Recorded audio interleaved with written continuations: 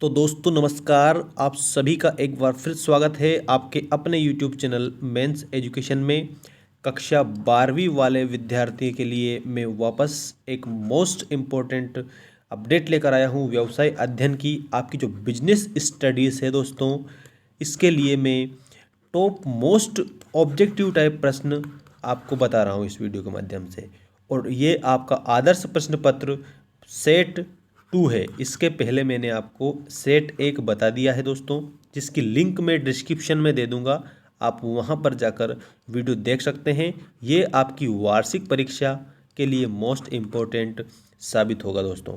मध्य प्रदेश वाले जितने भी विद्यार्थी हमारे साथ जुड़े हुए हैं, चैनल को सब्सक्राइब करने के बाद में बेल आइकन को प्रेस कर देना, ताकि आपको इसी प्रकार की अपडेट प्राप्त होती रहे। और कमेंट करके ज़रूर बताना। टेलीग्राम चैनल है हमारा दोस्तों, टेलीग्राम चैनल से आप जुड़ेंगे तो आपको और भी अच्छी अपडेट मिलती रहेगी। टेलीग्राम चैनल का नाम है मेंस एजुकेशन, ठीक है। टेलीग्राम चैनल की जो लिंक है वो हमने चैनल के अबाउट सेक्शन में दे रखी है, ठीक है। आप जाइए, चैनल का जो अबाउट सेक्शन है उसमें आपको चैनल की लिंक मिल जाएगी टेलीग्राम चैनल की, तो उसमें आप जाकर ज्वाइन हो जाना, ताकि आपको मोस्ट इम्पोर्टेंट अपडेट मिलती रहे। व्यावसायिक अध्ययन का ये आज का मैं पेपर आपको बता रहा हूँ, जो ऑब्जेक्टिव टाइप प्रश्न है। चलिए हम बात करते हैं पहले क्वेश्चन से। देखिए दोस्तों, भारत में नवीन आर्थिक नीति लागू की गई थी। भारत में नवीन आर्थिक नीति कब लागू की गई थी? तो डायरेक्टली मैं आपको आंसर बता देता हूँ, 1991 में, जो कि आपका ऑप्शन नंबर 2 दे रखा है, ठीक है। अगला देखिए, भारापणम से कार्यभार कम होता है। भारापण से जो कार्य है, कार्य का जो भार है वो कम होता है। अंशधारियों का होता है, पर्यवेक्षकों का होता है, शीर्ष अधिकारियों का होता है, या कर्मचारियों का होता है? तो दोस्तों इसका जो करेक्ट आंसर है वो आपको याद रखना है, शीर्ष कर्मचारियों का। जो बड़े जो पदों पर जो कर्मचारी होते हैं उनका कार्यभार कम होता है भारापण से। इसके बाद में बात करते हैं हम अगले क्वेश्चन की। देखिए दोस्तों, आपका अगला क्वेश्चन आपके सामने आ चुका है। वित्त का सबसे अच्छा स्रोत, वित्त का जो सबसे अच्छा स्रोत है वो बताना है। वित्त मतलब कि मैंने आपको पहले बता ही दिया था, पहले वाले वीडियो में धन होता है। वित्त का सबसे अच्छा स्रोत कौन सा है? 4 ऑप्शन है, ऋण पत्र, समता अंश पूंजी, पूर्वाधिकार अंश, या प्रतिधारिता उपार्जन। तो वित्त का जो सबसे अच्छा जो स्रोत है, इसमें आपको बताना है करेक्ट आंसर समता अंश पूंजी, ठीक है। ये आपका करेक्ट आंसर होगा। नेशनल स्टॉक एक्सचेंज की स्थापना कब हुई? ठीक है, जो नेशनल स्टॉक एक्सचेंज है ना, इसकी स्थापना कब हुई?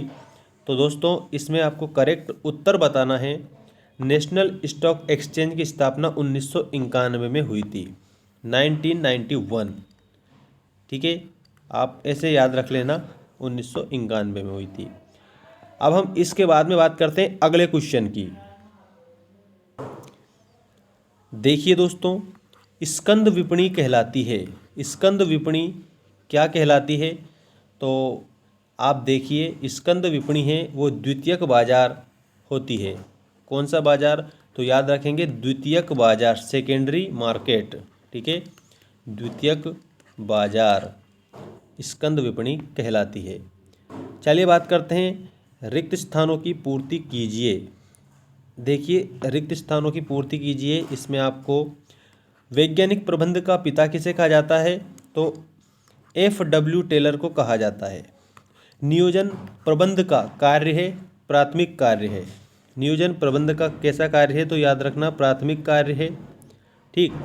भारारोपण सदैव खालिस्तान की ओर किया जाता है, तो सदैव नीचे या अधीनस्थ की ओर किया जाता है। भारारोपण सदैव नीचे या अधीनस्थ की ओर किया जाता है।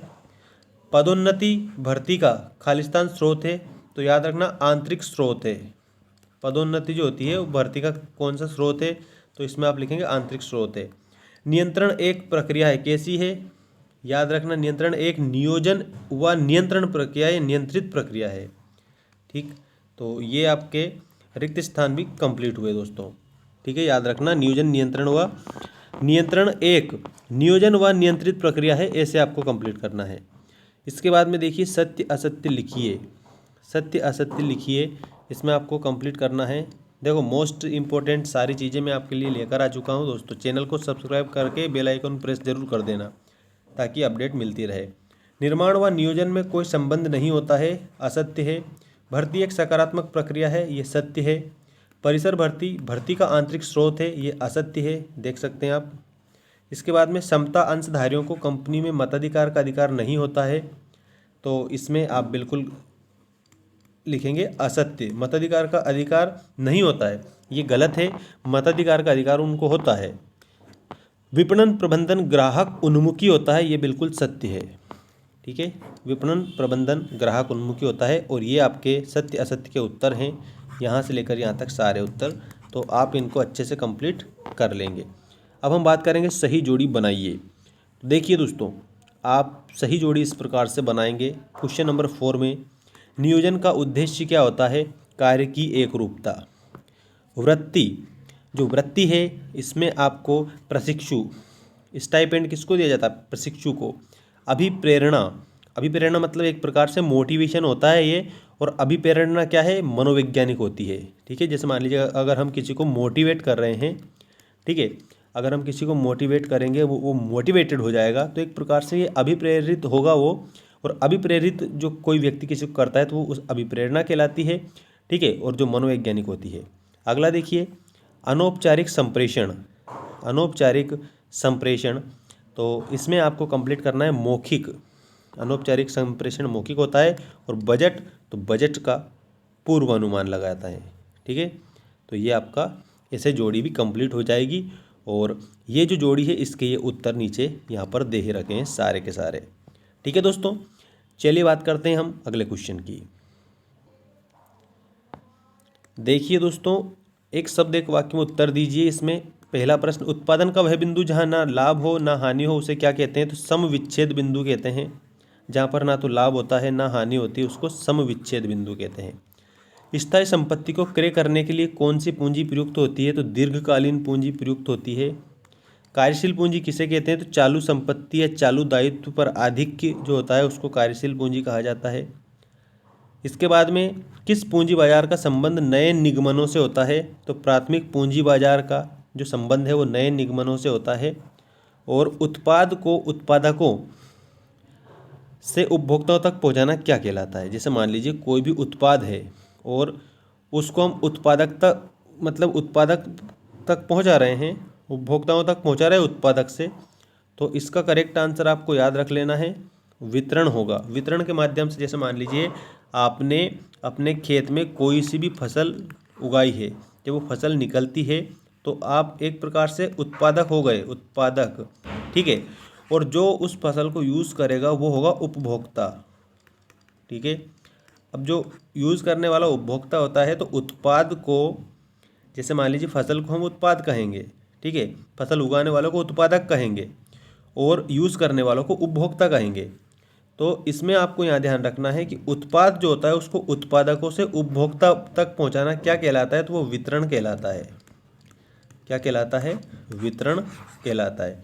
ठीक है दोस्तों, मिलते हैं नेक्स्ट वीडियो में जिसमें आपको मैं अगली अपडेट बताऊंगा। कमेंट करके ज़रूर बताएं कि आपको जो नेक्स्ट जो वीडियो है वो किससे चाहिए। कोई से अगर आपको डाउट है तो बिल्कुल आप कमेंट करके बता दीजिए। धन्यवाद।